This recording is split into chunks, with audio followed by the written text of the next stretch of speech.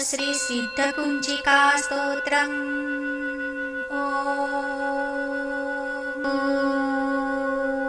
शिव उवाच शृणु देवी प्रवक्ष्यामि कुञ्जिका स्तोत्रमुत्तमम्।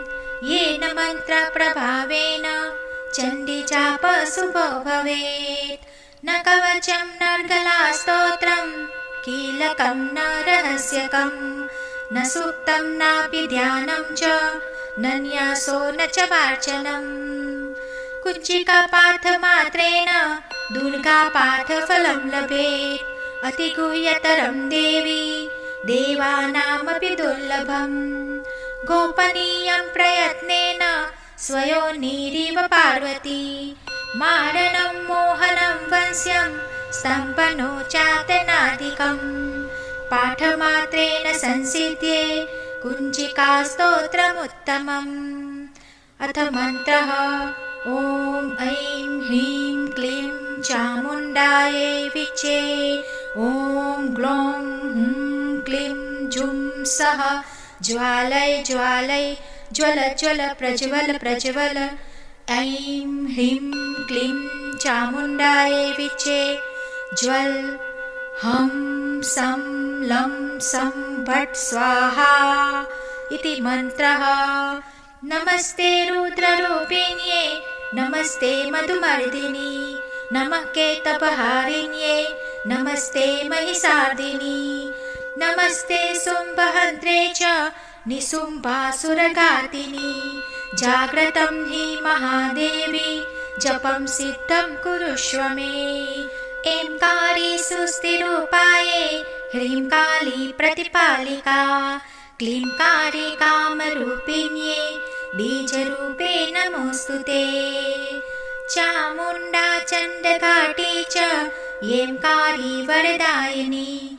द्विचे चाभयदा नित्यं नमस्ते मन्त्ररूपिणी। धां धीं धूं धूर्जते पत्नी वां वीं वुं वागदीश्वरी। क्रां क्रीं क्रूं कालिका देवी सां सीं सुं मे शुभं कुरु। हुं हुं हुंकाररूपिण्ये झं झं झं झम्बनादिनि। ब्रां ब्रीं ब्रूं भैरवीभद्रे भवान्यै ते नमो नमः। ॐ कं चं टं टं पं यं शं वीं जुं ऐं वीं हं क्षं द्विजाग्रं द्विजाग्रं त्रोतय त्रोतय दीप्तं कुरु कुरु स्वाहा। पां पीं पुं पार्वती पूर्णां खां खीं खुं खेचरी तथा। सां सीं सुं सप्तसती देव्यां मन्त्रसिद्धिं कुरुष्व मे। इदं तु कुञ्जिका स्तोत्रं मन्त्रजागर्ति हेतवे। अभक्तेनैव दातव्यं गोपितं रक्ष पार्वती। यस्तु कुञ्जिकाया देवी हीनं सप्तसतीं पठेत् न तस्य जायते सिद्धिररण्ये रोदनं यथा। इति श्रीरुद्रयामले गौरीतन्त्रे शिवपार्वतीसंवादे कुञ्जिकास्तोत्रं सम्पूर्णम्। अथ श्री सिद्धकुञ्जिका स्तोत्रम्।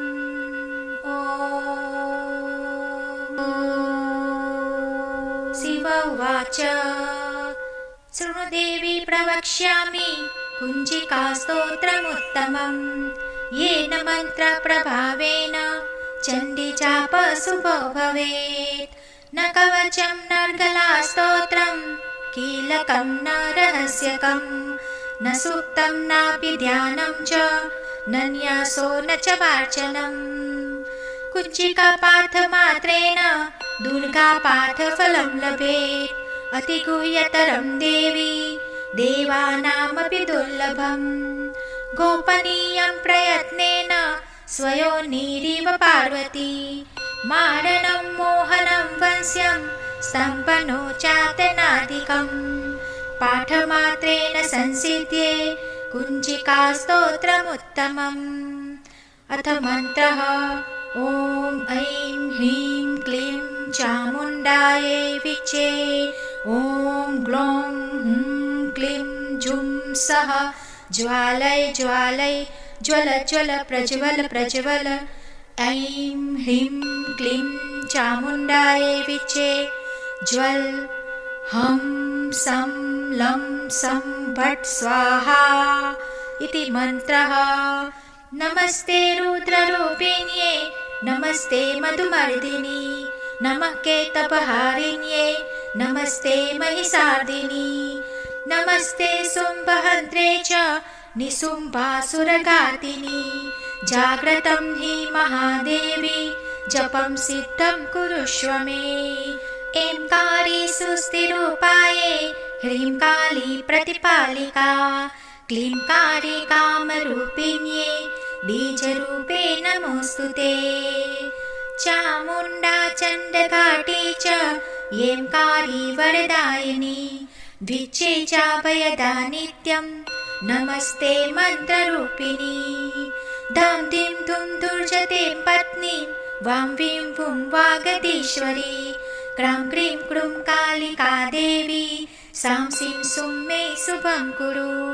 हुं हुं हुंकाररूपिण्ये झं झं झं जम्बनादिनि ब्रां ब्रीं ब्रूं भैरवीभद्रे भवान्यै ते नमो नमः। ॐ कं चं टं टं पं यं शं वीं जुं ऐं वीं हं क्षं दिजाग्रं दिजाग्रं त्रोतय त्रोतय दीप्तं कुरु कुरु स्वाहा। पां पीं पुं पार्वती पूर्णां खां खीं खुं खेचरी तथा सां सीं सुं सप्तसती देव्यां मन्त्रसिद्धिं कुरुष्व मे।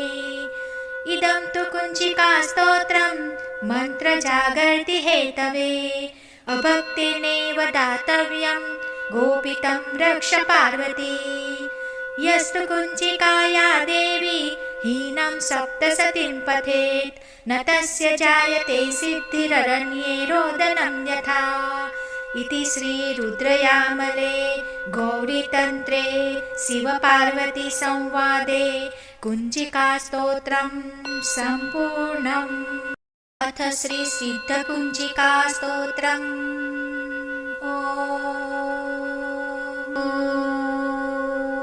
शिव उवाच शृणु देवी प्रवक्ष्यामि कुञ्चिकास्तोत्रमुत्तमम् येन मन्त्रप्रभावेन चण्डीजापशुभो भवेत्।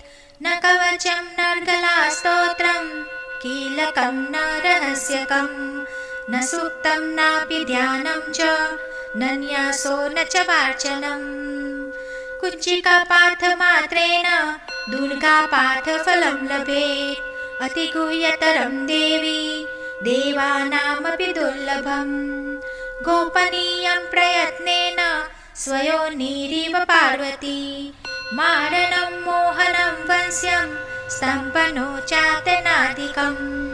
पाठमात्रेण संसिध्ये कुञ्चिकास्तोत्रमुत्तमम्। अथ मन्त्रः। ॐ ऐं ह्रीं क्लीं चामुण्डायै विचे ॐ ग्लौं हुं क्लीं जुं सः ज्वालय ज्वालय ज्वल ज्वल प्रज्वल प्रज्वल। ऐं ह्रीं क्लीं चामुण्डायै विचे ज्वल। हं सं लं सं भट् स्वाहा इति मन्त्रः। नमस्ते रुद्ररूपिण्ये नमस्ते मधुमर्दिनि नमः केतपहारिण्ये नमस्ते महिषार्दिनि नमस्ते शुम्भहन्त्रे च निशुम्भासुरघातिनि। जाग्रतं हि महादेवी जपं सिद्धं कुरुष्व मे। ऐंकारी सुस्थिरूपाये ह्रीं काली प्रतिपालिका क्लींकारी कामरूपिण्ये बीजरूपे नमोऽस्तुते। चामुण्डा चण्डघाटी च ऐंकारी वरदायिनी विचे चाभयदा नित्यं नमस्ते मन्त्ररूपिणी। धां धीं धूं धूर्जते पत्नी वां वीं वुं वागदीश्वरी क्रां क्रीं क्रूं कालिका देवी सां सीं सुं मे शुभं कुरु। हुं हुं हुंकाररूपिण्ये झं झं झं झम्बनादिनी ब्रां ब्रीं ब्रूं भैरवीभद्रे भवान्यै ते नमो नमः। ॐ कं चं टं टं पं यं शं वीं जुं ऐं वीं हं क्षं द्विजाग्रं द्विजाग्रं त्रोटय त्रोटय दीप्तं कुरु कुरु स्वाहा। पां पीं पुं पार्वती पूर्णां खां खीं खुं खेचरी तथा सां सीं सुं सप्तसती देव्यां मन्त्रसिद्धिं कुरुष्व मे। इदं तु कुञ्चिकास्तोत्रं मन्त्रजागर्ति हेतवे अभक्तेनेव दातव्यं गोपितं रक्ष पार्वती।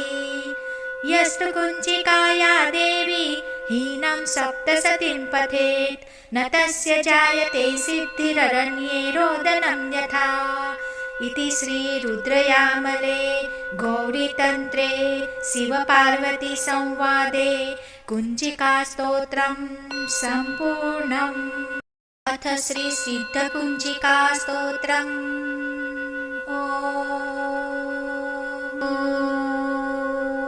शिव उवाच शृणु देवी प्रवक्ष्यामि कुञ्चिकास्तोत्रमुत्तमम् येन मन्त्रप्रभावेन चण्डीजापशुभो भवेत्। न कवचं नर्गलास्तोत्रं कीलकं न रहस्यकं न सूक्तं नापि ध्यानं च न न्यासो न च वाचनम्। कुञ्चिकापाठमात्रेण दुर्गापाठफलं लभेत् अतिगुह्यतरं देवी देवानामपि दुर्लभम्। गोपनीयं प्रयत्नेन स्वयोनिरिव पार्वती मारणं मोहनं वंश्यं स्तम्भनो चातनादिकम्। पाठमात्रेण संसिद्ध्ये कुञ्चिकास्तोत्रमुत्तमम्। अथ मन्त्रः ॐ ऐं ह्रीं क्लीं चामुण्डायै विचे ॐ ग्लौं हुं क्लीं जुं सः ज्वालय ज्वालय ज्वल ज्वल प्रज्वल प्रज्वल। ऐं ह्रीं क्लीं चामुण्डायै विचे ज्वल हं सं लं सं भट् स्वाहा इति मन्त्रः। नमस्ते रुद्ररूपिण्ये नमस्ते मधुमर्दिनी नमः केतभहारिण्ये नमस्ते महिषार्दिनी नमस्ते शुम्भहन्त्रे च निशुम्भासुरघातिनी। जाग्रतं हि महादेवी जपं सिद्धं कुरुष्व मे। ऐंकारी सुस्थिरूपाये ह्रीं काली प्रतिपालिका क्लींकारी कामरूपिण्ये बीजरूपे नमोऽस्तुते। चामुण्डा चण्डघाटी च ऐंकारी वरदायिनी द्विचे चाभयदा नित्यं नमस्ते मन्त्ररूपिणी। धां धीं धुं दुर्जते पत्नी वां वीं वुं वागदीश्वरी क्रां क्रीं क्रूं कालिका देवी सां सीं सुं मे शुभं कुरु। हुं हुं हुंकाररूपिण्ये झं झं झं झम्बनादिनी ब्रां ब्रीं ब्रूं भैरवीभद्रे भवान्यै ते नमो नमः। ॐ कं चं टं टं पं यं शं वीं जुं ऐं वीं हं क्षं द्विजाग्रं द्विजाग्रं त्रोटय त्रोटय दीप्तं कुरु कुरु स्वाहा। पां पीं पुं पार्वती पूर्णां खां खीं खुं खेचरी तथा सां सीं सुं सप्तसती देव्यां मन्त्रसिद्धिं कुरुष्व मे। इदं तु कुञ्चिकास्तोत्रं मन्त्रजागर्ति हेतवे अभक्तेनेव दातव्यं गोपितं रक्ष पार्वती।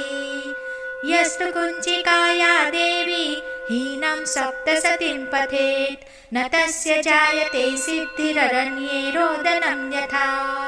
इति श्रीरुद्रयामले गौरीतन्त्रे शिवपार्वती संवादे कुञ्चिकास्तोत्रं सम्पूर्णम्। अथ श्रीसिद्धकुञ्चिकास्तोत्रम्।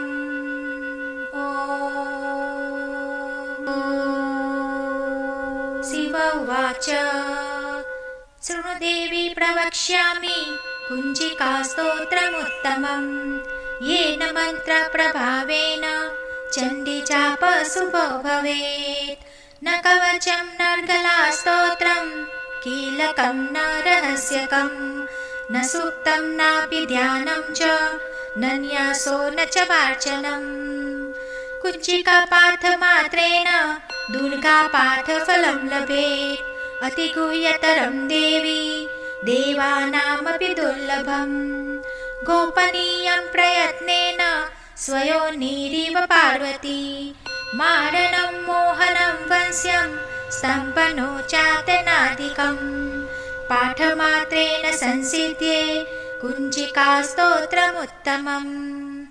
अथ मन्त्रः ॐ ऐं ह्रीं क्लीं चामुण्डायै विचे ॐ ग्लौं हुं क्लीं जुं सः ज्वालय ज्वालय ज्वल ज्वल प्रज्वल प्रज्वल।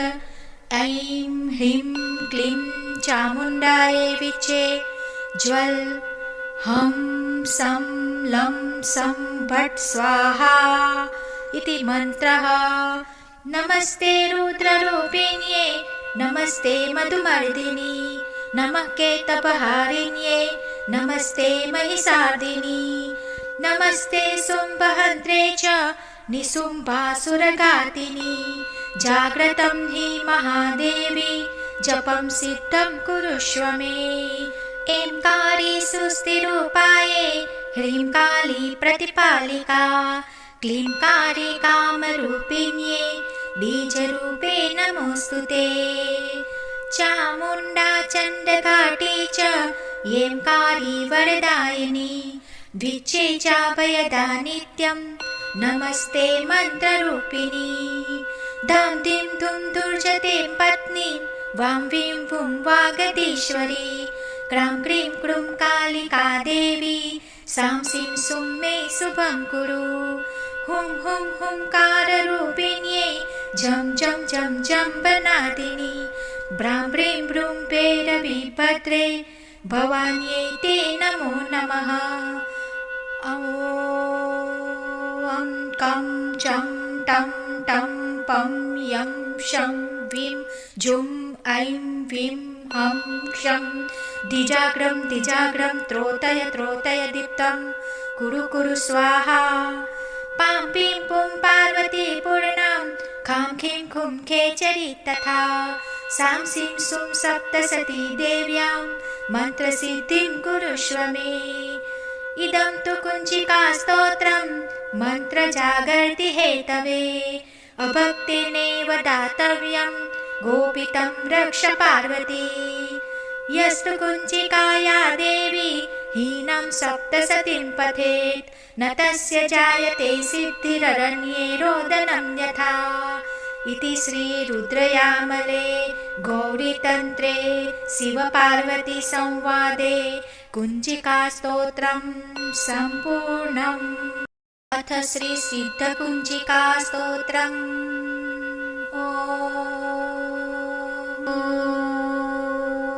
शिव उवाच शृणु देवी प्रवक्ष्यामि कुञ्जिकास्तोत्रमुत्तमम् येन मन्त्रप्रभावेन चण्डीचापशुभो भवेत्।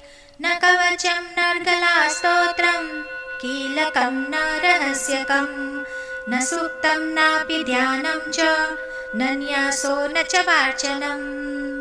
कुञ्जिकापाठमात्रेण दुर्गापाठफलं लभेत् अतिगुह्यतरं देवी देवानामपि दुर्लभम्। गोपनीयं प्रयत्नेन स्वयोनिरिव पार्वती मारणं मोहनं वंश्यं स्तम्भनोचातनादिकम्। पाठमात्रेण संसिध्ये कुञ्जिकास्तोत्रमुत्तमम्। अथ मन्त्रः ॐ ऐं ह्रीं क्लीं चामुण्डायै विचे ॐ ग्लौं हुं क्लीं जुं सः ज्वालय ज्वालय ज्वल ज्वल प्रज्वल प्रज्वल। ऐं ह्रीं क्लीं चामुण्डायै विचे ज्वल हं सं लं सं भट् स्वाहा इति मन्त्रः। नमस्ते रुद्ररूपिण्ये नमस्ते मधुमर्दिनि नमः केतपहारिण्ये नमस्ते महिषार्दिनि नमस्ते शुम्भहन्त्रे च निशुम्भासुरघातिनि जाग्रतं हि महादेवी जपं सिद्धं कुरुष्व मे। ऐंकारी सुस्थिरूपाये ह्रीं काली प्रतिपालिका क्लीं कारी कामरूपिण्ये बीजरूपे नमोऽस्तुते। चामुण्डा चण्डघाटी च ऐंकारी वरदायिनी द्विचे चाभयदा नित्यं नमस्ते मन्त्ररूपिणी। धां धीं धूं दुर्जते पत्नी वां वीं वुं वागदीश्वरी क्रां क्रीं क्रूं कालिका देवी सां सीं सुं मे शुभं कुरु। हुं हुं हुंकाररूपिण्ये झं झं झं जम्बनादिनि ब्रां ब्रीं ब्रूं भैरवीभद्रे भवान्यै ते नमो नमः।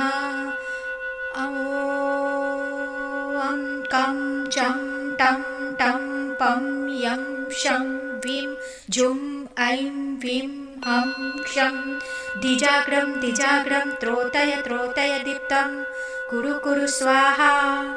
पां पीं पुं पार्वती पूर्णां खां खीं खुं खेचरी तथा सां सीं सुं सप्तसती देव्यां मन्त्रसिद्धिं कुरुष्व मे।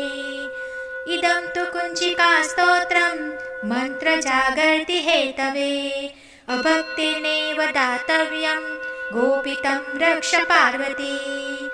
यस्तु कुञ्चिकाया देवी हीनं सप्तसतीं पठेत् न तस्य जायते सिद्धिररण्ये रोदनं यथा। इति श्रीरुद्रयामले गौरीतन्त्रे शिवपार्वती संवादे कुञ्चिकास्तोत्रं सम्पूर्णम्। अथ श्रीसिद्धकुञ्चिकास्तोत्रम्।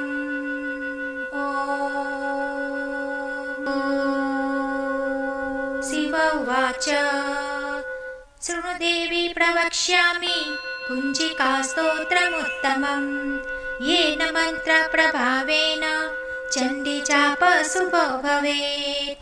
न कवचं नर्गलास्तोत्रं कीलकं न रहस्यकं न सूक्तं नापि ध्यानं च न न्यासो न च वार्चनम्।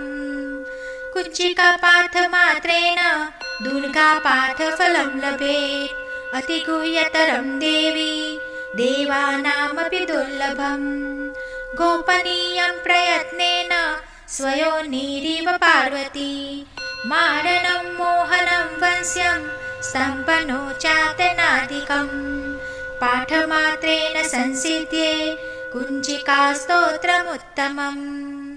अथ मन्त्रः। ॐ ऐं ह्रीं क्लीं चामुण्डायै विचे ॐ ग्लौं हुं क्लीं जुं सः ज्वालय ज्वालय ज्वल ज्वल प्रज्वल प्रज्वल। ऐं ह्रीं क्लीं चामुण्डायै विचे ज्वल। हं सं लं सं भट् स्वाहा इति मन्त्रः। नमस्ते रुद्ररूपिण्ये नमस्ते मधुमर्दिनि नमः केतपहारिण्ये नमस्ते महिषार्दिनि नमस्ते शुम्भहन्त्रे च निशुम्भासुरघातिनि जाग्रतं हि महादेवी जपं सिद्धं कुरुष्व मे। ऐंकारी सुस्थिरूपाये ह्रीं काली प्रतिपालिका क्लीं कारी कामरूपिण्ये बीजरूपे नमोऽस्तुते। चामुण्डा चण्डघाटी च ऐंकारी वरदायिनी द्विचे चाभयदा नित्यं नमस्ते मन्त्ररूपिणी। धां धीं धूं दुर्जते पत्नी वां वीं वुं वागदीश्वरी क्रां क्रीं क्रूं कालिका देवी सां सीं सुं मे शुभं कुरु। हुं हुं हुंकाररूपिण्ये झं झं झं जम्बनादिनि ब्रां ब्रीं ब्रूं भैरवीभद्रे भवान्यै ते नमो नमः। ॐ कं चं टं टं पं यं शं विं जुं ऐं विं हं क्षं द्विजाग्रं त्रोटय दीप्तं कुरु कुरु स्वाहा पां पीं पुं पार्वती पूर्णां खां खीं खुं खेचरी तथा सां सीं सुं सप्तसती देव्यां मन्त्रसिद्धिं कुरुष्व मे इदं तु कुञ्चिकास्तोत्रं मन्त्रजागर्ति हेतवे अभक्तिर्नैव दातव्यं गोपितं रक्ष पार्वती यस्तु कुञ्चिकाया देवी हीनं सप्तसतीं पठेत् न तस्य जायते सिद्धिररण्ये रोदनं यथा इति श्रीरुद्रयामले गौरीतन्त्रे शिवपार्वतीसंवादे कुञ्चिकास्तोत्रं सम्पूर्णम्।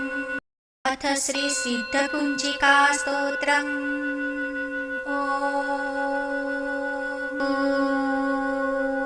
शिव उवाच शृणुदेवी प्रवक्ष्यामि कुञ्चिकास्तोत्रमुत्तमम् येन मन्त्रप्रभावेन चण्डीजापशुभो भवेत् न कवचं नर्गलास्तोत्रं कीलकं न रहस्यकं न सूक्तं नापि ध्यानं च न न्यासो न च वाचनम् कुञ्चिकापाठमात्रेण दुर्गापाठफलं लभेत् अतिगुह्यतरं देवी देवानामपि दुर्लभम् गोपनीयं प्रयत्नेन स्वयोनिरिव पार्वती मारणं मोहनं वंश्यं स्तम्भनो चातनादिकं पाठमात्रेण संसिद्ध्ये कुञ्चिकास्तोत्रमुत्तमम्।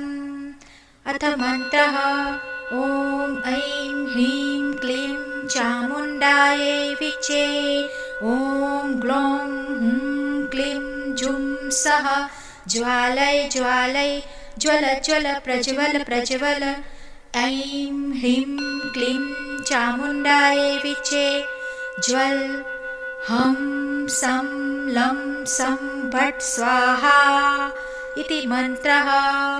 नमस्ते रुद्ररूपिण्ये नमस्ते मधुमर्दिनी नमः केतपहारिण्ये नमस्ते महिषार्दिनी नमस्ते शुम्भहन्त्रे च निशुम्भासुरघातिनी जाग्रतं हि महादेवी जपं सिद्धं कुरुष्व मे ऐंकारी सुस्थिरूपाये ह्रीं काली प्रतिपालिका क्लींकारी कामरूपिण्ये बीजरूपे नमोऽस्तुते चामुण्डा चण्डघाटी च ऐंकारी वरदायिनी द्विचे चाभयदा नित्यं नमस्ते मन्त्ररूपिणी धां धीं धुं दुर्जते पत्नी वां वीं वुं वागदीश्वरी क्रां क्रीं क्रूं कालिका देवी सां सीं सुं मे शुभं कुरु हुं हुं हुंकाररूपिण्ये झं झं झं जम्बनादिनी ब्रां ब्रीं ब्रूं भैरवीभद्रे भवान्यै ते नमो नमः।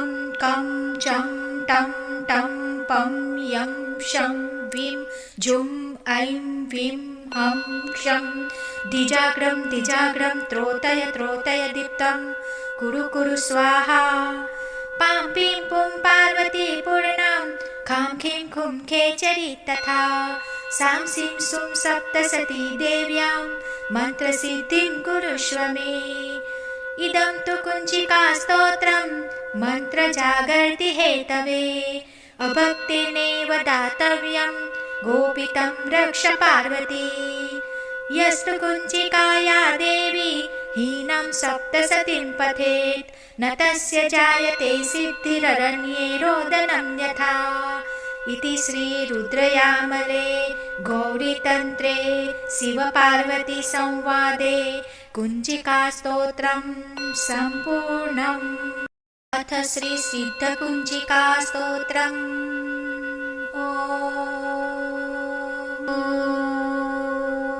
शिव उवाच शृणुदेवी प्रवक्ष्यामि कुञ्चिकास्तोत्रमुत्तमम् येन मन्त्रप्रभावेन चण्डीचापशुभो भवेत्। न कवचं नर्गलास्तोत्रं कीलकं न रहस्यकं न सूक्तं नापि ध्यानं च न न्यासो न च वाचनम्। कुञ्चिकापाठमात्रेण दुर्गापाठफलं लभेत्। अतिगुह्यतरं देवी देवानामपि दुर्लभम्। गोपनीयं प्रयत्नेन स्वयोनिरिव पार्वती मारणं मोहनं वंश्यं स्तम्भनो चातनादिकम्। पाठमात्रेण संसिद्ध्ये कुञ्चिकास्तोत्रमुत्तमम्। अथ मन्त्रः। ॐ ऐं ह्रीं क्लीं चामुण्डायै विचे। ॐ ग्लौं हुं क्लीं जुं सः ज्वालय ज्वालय ज्वल ज्वल प्रज्वल प्रज्वल। ऐं ह्रीं क्लीं चामुण्डायै विचे ज्वल।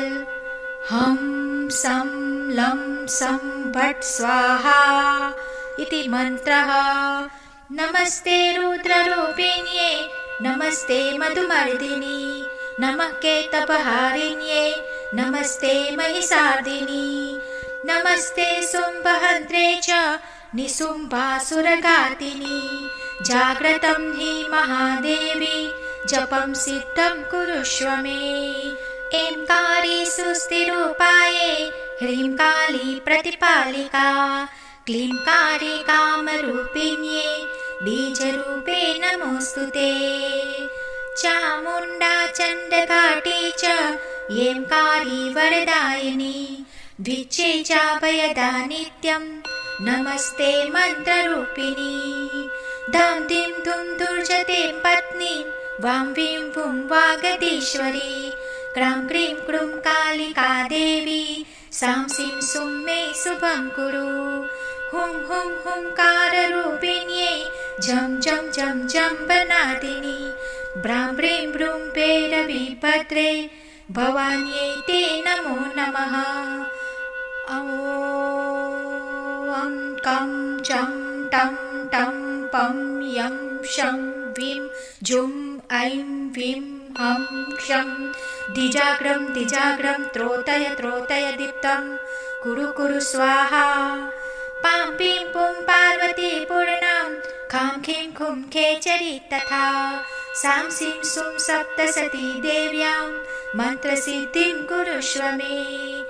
इदं तु कुञ्चिकास्तोत्रं मन्त्रजागर्ति हेतवे अभक्तिर्नैव दातव्यं गोपितं रक्ष पार्वती।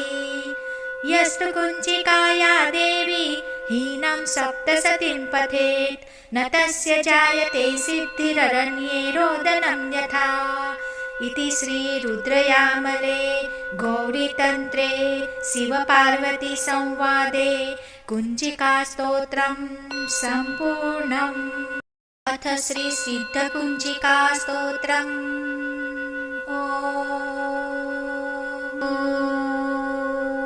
शिव उवाच शृणु देवी प्रवक्ष्यामि कुञ्चिकास्तोत्रमुत्तमम्। येन मन्त्रप्रभावेन चण्डीचापशुभो भवेत्। न कवचं नर्गलास्तोत्रं कीलकं न रहस्यकं न सूक्तं नापि ध्यानं च न न्यासो न च वाचनम्। कुञ्चिकापाठमात्रेण दुर्गापाठफलं लभेत्। अतिगुह्यतरं देवी देवानामपि दुर्लभम्। गोपनीयं प्रयत्नेन स्वयोनिरिव पार्वती मारणं मोहनं वंश्यं स्तम्भनो चातनादिकम्। पाठमात्रेण संसिद्ध्ये कुञ्चिकास्तोत्रमुत्तमम्। अथ मन्त्रः। ॐ ऐं ह्रीं क्लीं चामुण्डायै विचे। ॐ ग्लौं हुं क्लीं जुं सः ज्वालय ज्वालय ज्वल ज्वल प्रज्वल प्रज्वल। ऐं ह्रीं क्लीं चामुण्डायै विचे ज्वल। हं सं लं सं भट् स्वाहा इति मन्त्रः।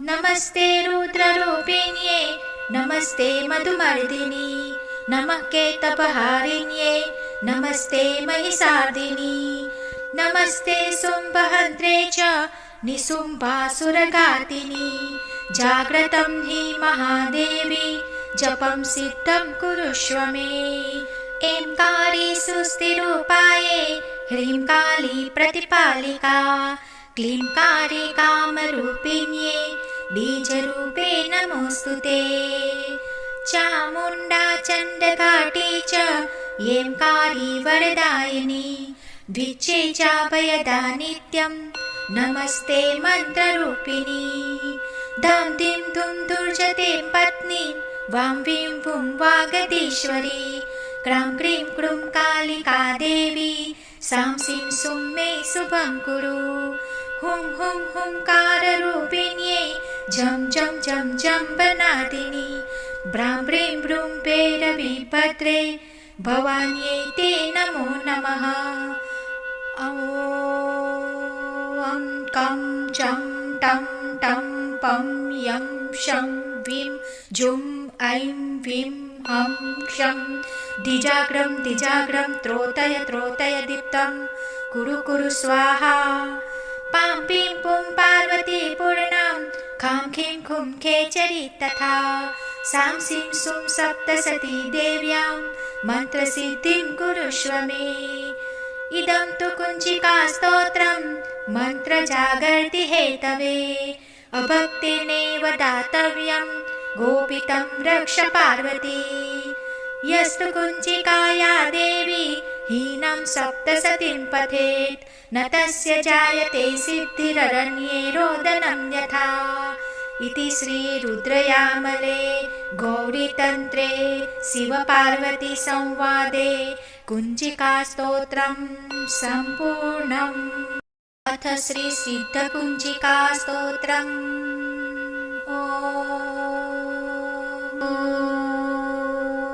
शिव उवाच शृणु देवी प्रवक्ष्यामि कुञ्चिकास्तोत्रमुत्तमम् येन मन्त्रप्रभावेन चण्डीजापशुभो भवेत् न कवचं नर्गलास्तोत्रं कीलकं न रहस्यकं न सूक्तं नापि ध्यानं च न न्यासो न च वाचनम् कुञ्चिकापाठमात्रेण दुर्गापाठफलं लभेत् अतिगुह्यतरं देवी देवानामपि दुर्लभम् गोपनीयं प्रयत्नेन स्वयोनिरिव पार्वती मारणं मोहनं वंश्यं स्तम्भनो चातनादिकम् पाठमात्रेण संसिद्ध्ये कुञ्चिकास्तोत्रमुत्तमम् अथ मन्त्रः ॐ ऐं ह्रीं क्लीं चामुण्डायै विचे ॐ ग्लौं हुं क्लीं जुं सः ज्वालय ज्वालय ज्वल ज्वल प्रज्वल प्रज्वल ऐं ह्रीं क्लीं चामुण्डायै विचे ज्वल हं सं लं सं भट् स्वाहा इति मन्त्रः नमस्ते रुद्ररूपिण्ये नमस्ते मधुमर्दिनी नमः केतपहारिण्ये नमस्ते महिषार्दिनी नमस्ते शुम्भहन्त्रे च निशुम्भासुरघातिनी जाग्रतं हि महादेवी जपं सिद्धं कुरुष्व मे ऐंकारी सुस्थिरूपाये ह्रीं काली प्रतिपालिका क्लींकारी कामरूपिण्ये बीजरूपे नमोऽस्तुते चामुण्डा चण्डघाटी च ऐंकारी वरदायिनी द्विचे चाभयदा नित्यं नमस्ते मन्त्ररूपिणी धं धिं धुं दुर्जते पत्नी वां वीं वुं वागदीश्वरी क्रां क्रीं क्रूं कालिका देवी सां सीं सुं मे शुभं कुरु हुं हुं हुंकाररूपिण्ये झं झं झं जम्बनादिनी ब्रां ब्रीं ब्रूं भैरवीभद्रे भवान्यै ते नमो नमः ॐ कं चं टं टं पं यं शं वीं जुं ऐं वीं हं क्षं दिजाग्रं दिजाग्रं त्रोतय त्रोतय दीप्तं कुरु कुरु स्वाहा पां पीं पुं पार्वती पूर्णं खां खीं खुं खेचरी तथा सां सीं सुं सप्तसती देव्यां मन्त्रसिद्धिं कुरुष्व मे इदं तु कुञ्चिकास्तोत्रं मन्त्रजागर्ति हेतवे अभक्तेनेव दातव्यं गोपितं रक्ष पार्वती यस्तु कुञ्चिकाया देवी हीनं सप्तसतीं पठेत् न तस्य जायते सिद्धिररण्ये रोदनं यथा इति श्रीरुद्रयामले गौरीतन्त्रे शिवपार्वतीसंवादे कुञ्चिकास्तोत्रं सम्पूर्णम्।